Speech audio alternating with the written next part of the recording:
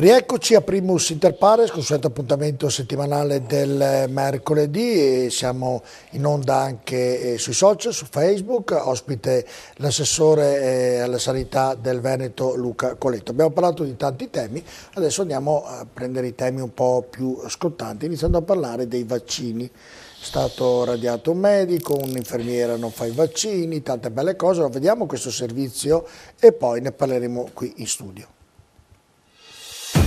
Non solo vaccinarsi sì o vaccinarsi no, ma il tema del giorno è: rendere obbligatori i vaccini oppure no? L'argomento è da tempo dibattuto e gli schieramenti sono netti: chi è convinto che i vaccini non servano a nulla e chi invece pensa che siano utili per il singolo e per la salute pubblica. Della prima idea era probabilmente l'operatrice sanitaria denunciata in questi giorni a Treviso, che ha attuato un nuovo tipo di obiezione totalmente illegale. Per mesi, da febbraio a giugno del 2016, ha finto di vaccinare più di 500 bambini.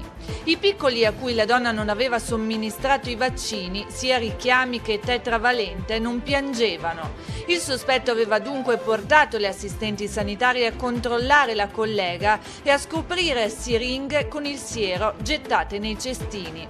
Per questo motivo la direzione dell'azienda ULSS 2 marca trevigiana è stata costretta ad un richiamo di massa, invitando i cittadini alle giornate vaccinali straordinarie. Il tema vaccinazioni è poi tornato a fare discutere in questi giorni con il servizio reazioni avverse della trasmissione Report, in cui si contestavano i presunti effetti collaterali del vaccino HPV. Nessuna terapia medica, compresa la vaccinazione, possa essere sicura al 1000%.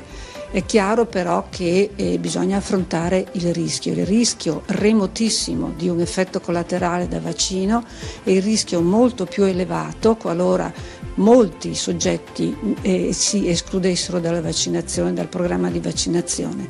Questo vorrebbe dire che daremmo il punto di partenza nuovamente a epidemie di patologie che abbiamo debellato proprio grazie alle vaccinazioni. Ogni regione ha la possibilità di rendere obbligatorie o meno le vaccinazioni e in Veneto dal 2007 sono su base volontaria. Oggi, rispetto a qualche anno fa, i dati in regione sono confortanti. La percentuale di vaccinati ha raggiunto infatti la media nazionale. Vero. Eccolo che abbiamo sentito. Mi spieghi lei quali più... E tutto quello che sta succedendo per quanto riguarda i vaccini ormai è un polverone nazionale, mancava altro che il medico radiato, quindi sempre di Treviso, questa infermiera che non ha vaccinato. Com'è la situazione? Ma partiamo dall'origine allora. In Veneto è vero, dal 2007 noi lavoriamo su base volontaria, cioè la vaccinazione non è obbligatoria, ma i genitori decidono in maniera autonoma se vaccinare o meno. Attenzione, ad ogni genitore arrivano a casa almeno 4 avvisi, fra lettere, sms, comunicazioni di vario genere. Noi abbiamo attivato anche dei corsi preparto, addirittura interveniamo anche nei corsi prematrimoniali, medici di medicina generale, pediatri in libera scelta, distretto, per fare informazione scientifica. Questo ci ha permesso, nonostante ci sia su base volontaria la vaccinazione, di invertire quella che era la tendenza, che nel 2014 era arrivata per quanto riguarda le vaccinazioni, fra virgolette, obbligatorie, poi le spiegherò il perché, fra virgolette, intorno al 90%, abbiamo invertito la tendenza e siamo risaliti al 93% per le 4 obbligatorie, che sono tetano, epatite B, polio e difterite. Queste sono le 4 che, fra virgolette, sono obbligatorie. Perché, fra virgolette?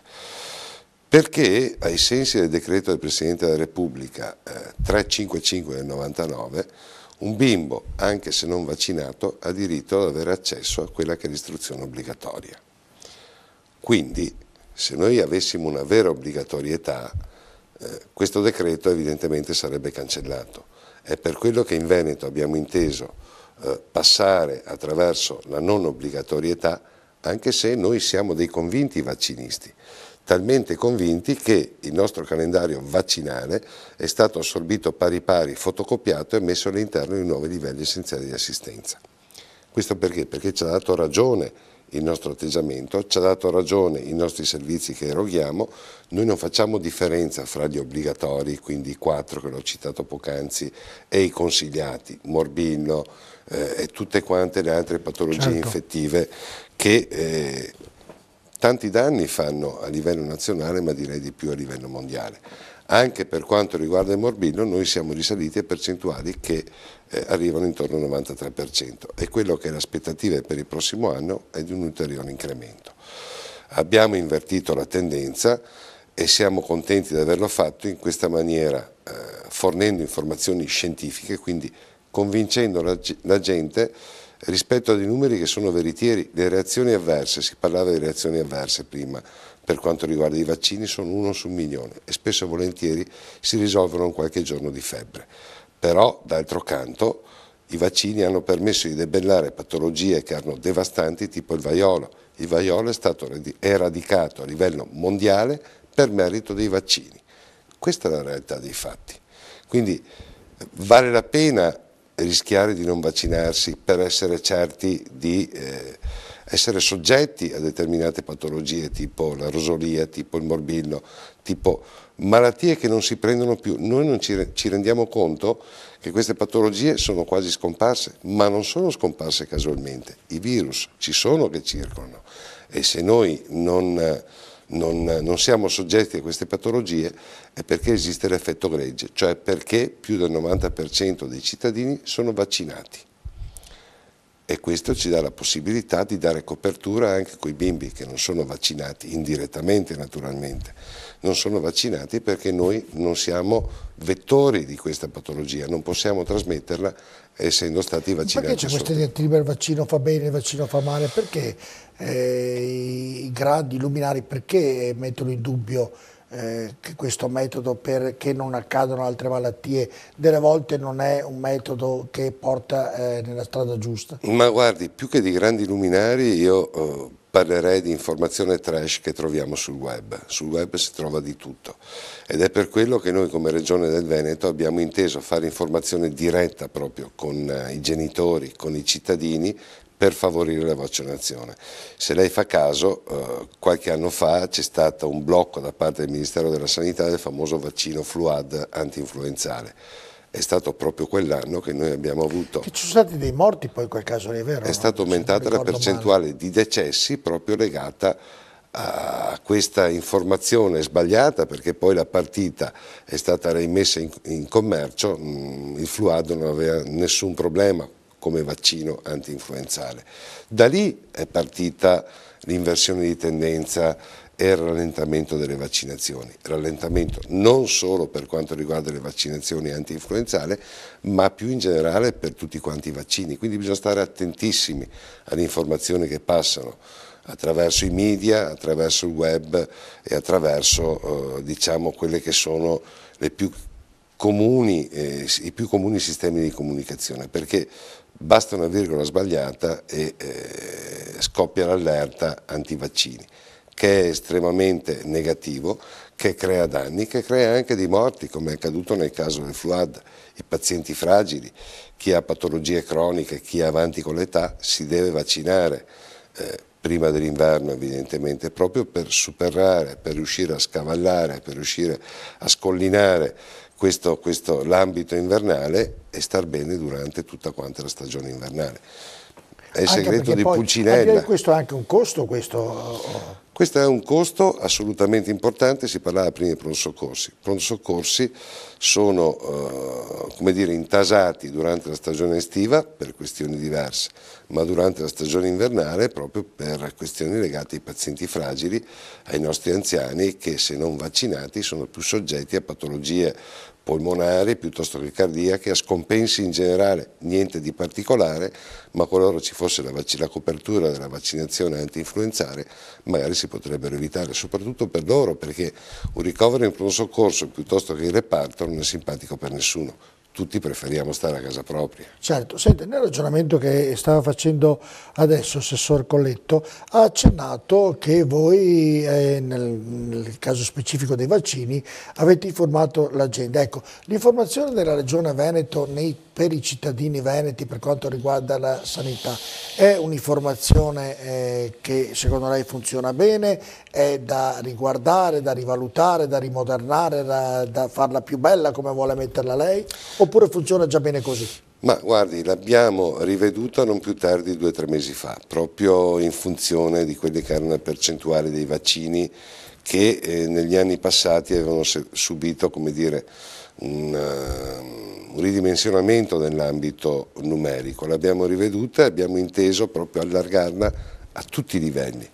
Fare informazione sui vaccini significa sostanzialmente fare prevenzione. Fare prevenzione contro le patologie infettive di qualsiasi genere e tipo. E parlo in generale, io non solo nei vaccini, parlo in generale. Certo, ma fare prevenzione significa fare sport, significa fare medicina innovativa, fra virgolette, perché cercando di monitorare quello che è lo stato del paziente, questo lo deve fare il medico di medicina generale, implementando quella che è l'attività sportiva anche per i diabetici, ha un effetto estremamente positivo. Evidentemente non parlo del diabete all'ultimo stadio, ma parlo del diabete al primo stadio, quando comincia a vedersi la patologia, che può essere combattuta con delle semplici regole. Il medico di medicina generale lo sa benissimo. Però dovete dare un po' più di striscette per i diabetici, ne date poche? Sì, se date una ogni mese, ne date pochine. Non è che ne diamo una pochine, ogni mese. Le garantisco solo pochine. Sicuramente non sono troppe. No, erano giuste, adesso le avete talmente diminuite per i costi che anche i professori e quelli che curano il diabete dicono abbiamo poca disponibilità di dare gratuitamente, perché poi costano anche quelle striscette lì, quindi magari se le aumentate un po'.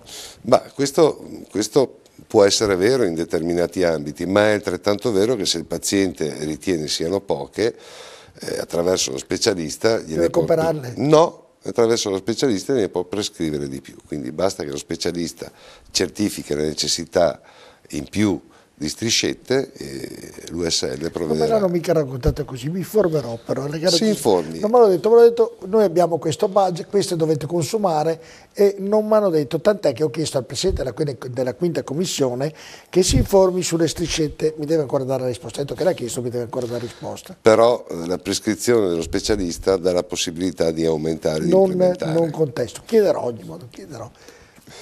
L'ho interrotta. Sì, si parlava di comunicazione. Di comunicazione. Allora l'abbiamo riveduta 2 o 3 mesi fa proprio in funzione di quelli che erano le necessità di miglioramento di comunicazione nell'ambito dei vaccini. Si parlava di prevenzione, si parlava di medicina iniziativa che serve proprio a migliorare quello che è lo stato di salute in generale del paziente. I medici di medicina generale, insieme a quelli che sono i percorsi diagnostico-terapeutici che sono previsti per il diabete, che sono previsti per i cardiopatici, che sono previsti per la cardiopatie, gastroenterologie, sono questioni che abbiamo recepito dal governo centrale e che attraverso le medicine di gruppo e i medici di medicina generale appunto stiamo implementando. Questo serve a migliorare quella che è la qualità di base della sanità veneta prima di arrivare all'ultimo step, cioè la fase acuta, quindi in ospedale, nei reparti per acuti. Un altro tema scottante è l'aborto. 3-4 settimane fa, un mese fa, adesso non vorrei sbagliare il tempo, una paziente ha contestato, sono intervenuti i sindacati.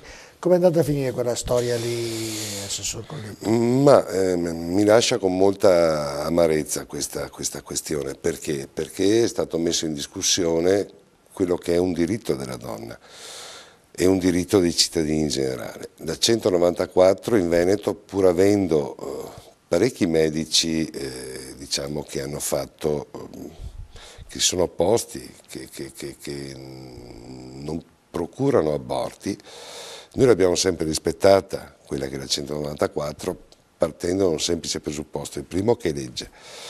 In secondo piano, che prima che una donna arrivi a scegliere l'aborto, sicuramente ha fatto delle valutazioni molto molto pesanti, delle valutazioni personali che sicuramente non ha fatto a cuor leggero, ecco, in estrema sintesi. Quindi l'amarezza perché? Perché noi eravamo sicuri in cuor nostro che la prestazione era stata erogata in tempi certi. Eravamo sicuri in cuor nostro che, pur non avendo, e non ci deve essere, secondo me, ma anche secondo il Presidente Zaia, un ospedale in Veneto che faccia solo aborti. Questa possibilità deve essere a livello regionale, deve essere garantita a livello regionale. Siamo stati messi all'indice da un sindacato per non avere rispettato quelle che sono le tempistiche, per aver fatto girare 23 ospedali, diceva questa signora, questa sedicente signora Giulia, che poi è il nome di fantasia. E quindi, diciamo, siamo stati messi all'indice non solo a livello regionale, ma la notizia è uscita a livello nazionale. Fatte tutte le verifiche interne, ma evidentemente quella che è la privacy non ci ha permesso di risalire alla vera signora Giulia, ci ha pensato però la magistratura, che alla fine dell'inchiesta ha certificato che la Regione del Veneto ha erogato nei tempi prestabiliti ben prima i 28 giorni, quindi quella che era una cura richiesta dalla signora Giulia, e che sono stati rispettati tutti quanti i parametri normativi. Questo si è fatto particolarmente male e ci ha lasciato con dell'amaro in bocca, proprio perché è stata messa all'indice una sanità che anche in questi ambiti così complessi, così delicati, che vanno a toccare l'aborto, la legge 194, che, ripeto, è un diritto e come tale va esercitato dal paziente, e noi abbiamo l'obbligo di erogare in tempi certi. Poi abbiamo scoperto che era solo e semplicemente per attirare l'attenzione su un ambito dove magari ci potrà essere stato in passato qualche rallentamento, ma che a tutt'oggi abbiamo verificato la sanità del Veneto funziona perfettamente ed eroga in tempi certi quelle che sono cure che devono essere erogate per legge, ma anche per rispetto della vita in tempi certi. E ha fatto bene a chiarire anche questo caso di questa paziente che ovviamente non si è mai conosciuta, e aggiungendo a questo, Assessore, ci sono oggi, anzi da parecchi anni, delle persone, delle assicurazioni che ti aspettano al varco. Tu esci dall'ospedale, sei appena stato operato e ti chiedono: sei stato operato bene? Hai avuto problemi? Dai che denunciamo il medico. E voi ve ne siete accorti di questo meccanismo che sta crescendo in una maniera esponenziale nei vari ospedali? Ma ce ne siamo accorti, sì, e ce ne siamo accorti da qualche anno. Ce ne siamo accorti soprattutto perché quello che era il costo delle assicurazioni delle nostre strutture, visto considerato che i medici hanno un'assicurazione a parte e se la sono sempre pagata a parte, era cresciuto a dismisura. Eravamo arrivati addirittura a spendere 70 milioni all'anno per quanto riguarda le assicurazioni della sanità in Veneto. A tutt'oggi siamo in autoassicurazione, cioè noi facciamo degli accantonamenti anno per anno per quanto riguarda le eventuali richieste di danno. Addirittura il MEF ci ha chiesto di smobilitare delle cifre perché stavamo accantonando troppo per quanto riguarda appunto la responsabilità civile delle nostre strutture ospedaliere, dei nostri medici. L'abbiamo fatto a ragion veduta, perché quelli che erano gli esiti, al di là degli eventi catastrofali che partono dai 500 milioni in su, abbiamo assicurato solo quelli. Adesso la sanità del Veneto ha la qualità e dalle garanzie tali per cui ci è stato permesso di fare questa operazione. Erano soldi, come dire, sottratti alle cure e noi li abbiamo rimesso in circolo per migliorare quelli che erano le cure e anche la qualità. Ma al di là di questo c'è anche qui il furbetto che ne approfitta qualche volta, o no, Assessore? Ma guardi, dovrebbe far chiarezza alla magistratura, tutto quello che vuole, certo, però c'è chi anche ne approfitta. Su 80 milioni di cure erogate sicuramente c'è il furbetto anche qua. Per quanto riguarda i ticket, noi abbiamo fatto una convenzione con la Guardia di Finanza, la firmò il Presidente Zaia qualche anno fa, e anche questo ha dato degli esiti, insomma, andare a verificare chi fa il furbetto per il livello dei ticket. Adesso sicuramente la magistratura ci darà una mano anche a verificare se c'è qualche furbetto che intende intentare causa alla Regione del Veneto per operazioni che magari non hanno avuto un esito assolutamente positivo. Anche qua però insomma, io credo che siano casi molto molto limitati. Certo è che, come si diceva poc'anzi in uno dei servizi che è stato fatto, parlavano di vaccini. La sanità non è una scienza perfetta. In sanità anche il chirurgo, che la parola stessa, l'etimologia della parola parla di mano, certo, è un lavoro manuale, serve destrezza, serve abilità, serve preparazione, senz'altro, ma l'evento accidentale purtroppo su qualche milione di casi può accadere. Certo, finché accidentale sicuramente. Siamo quasi in conclusione di questa puntata, ovviamente la ringrazio di essere intervenuto, Assessore. Progetti futuri, qualche idea così che magari state valutando con il Presidente della Regione, con i dirigenti delle varie USL, cosa state facendo? C'è qualche idea, qualche progetto? Ma guardi, il nostro obiettivo, che va diciamo oltre l'immaginazione, è l'ospedale senza posti letto. Questo perché? Perché ci deve essere un'evoluzione, noi puntiamo molto sull'informatizzazione, puntiamo molto sui nuovi device, le nuove apparecchiature che riescono a intercettare sempre prima quelle che sono patologie tipo i tumori. Intercettandoli prima siamo arrivati, anche per quanto riguarda una patologia purtroppo abbastanza comune, quella del tumore al seno, a guarigioni che arrivano oltre al 90%, e questo lo dobbiamo proprio alle nuove apparecchiature, alle nuove TAC, alle nuove risonanze che riescono a intercettare il tumore in fase proprio preliminare, embrionale, i piccoli puntini noi riusciamo a leggerli già come tumore, quindi intervenire prima significa fare medicina preventiva e significa curare i pazienti meglio e magari in futuro auspichiamo a casa propria. Pensi che addirittura in Israele noi abbiamo 3 posti letto per 1000, in Israele sono già 1,5. In Israele bisogna andare con la carta di credito dentro l'ospedale. In Israele bisogna andare con la carta di credito, però quello è l'avvenire e noi dobbiamo essere talmente bravi da riuscire a realizzarlo con un sistema su base universalistica, che costa meno ed eroga le cure allo stesso livello per tutti quanti i cittadini. Ripeto e sottolineo, questa è una grande conquista etica e di civiltà.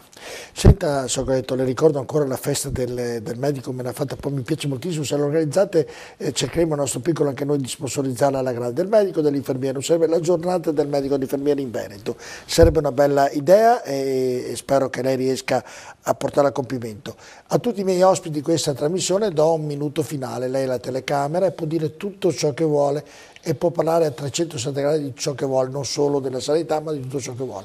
La telecamera è a sua disposizione. Ma guardi, proprio oggi con il Presidente Zaia, il Presidente ha firmato, eravamo presenti Giunta e Consiglio, buona parte dei consiglieri, quello che è il referendum per l'autonomia. E sembra un tema distaccato dalla sanità, la realtà dei fatti è che è estremamente collegato alla sanità. Perché? Perché noi abbiamo un residuo fiscale che vale circa 20 miliardi che versiamo nelle casse romane e che non veniamo tornare indietro. Vale circa 2 volte e mezza quello che è l'entità del Fondo Sanitario Regionale e avere, non dico 20 miliardi, ma con l'autonomia qualche miliardo in più potrebbe dare soddisfazione, potrebbero esserci servizi un po' in tutti gli ambiti, non solo in sanità per i cittadini veneto, mi vengono in mente gli asili nido, piuttosto che le case di riposo, piuttosto che la viabilità, piuttosto che il miglioramento di quella che è la situazione ambientale. Il Veneto ha dato tanto per quanto riguarda l'ambiente in cambio dello sviluppo economico. Sviluppo economico e ambiente potrebbero andare a pari passo, potrebbero essere, come dire, non opposti ma camminare a braccetto se ci fosse uno sviluppo che potesse contemperare anche un migliore rispetto dell'ambiente che già in Veneto c'è. Rispetto dell'ambiente, sanità, autonomia. Io credo che questo sia un trinomio che possa funzionare e può funzionare se l'autonomia passerà in Veneto. Grazie Assessore Luca Colletto. Grazie a voi. E noi ci vediamo mercoledì prossimo con un'altra puntata di Primus Inter Pares. Buonanotte.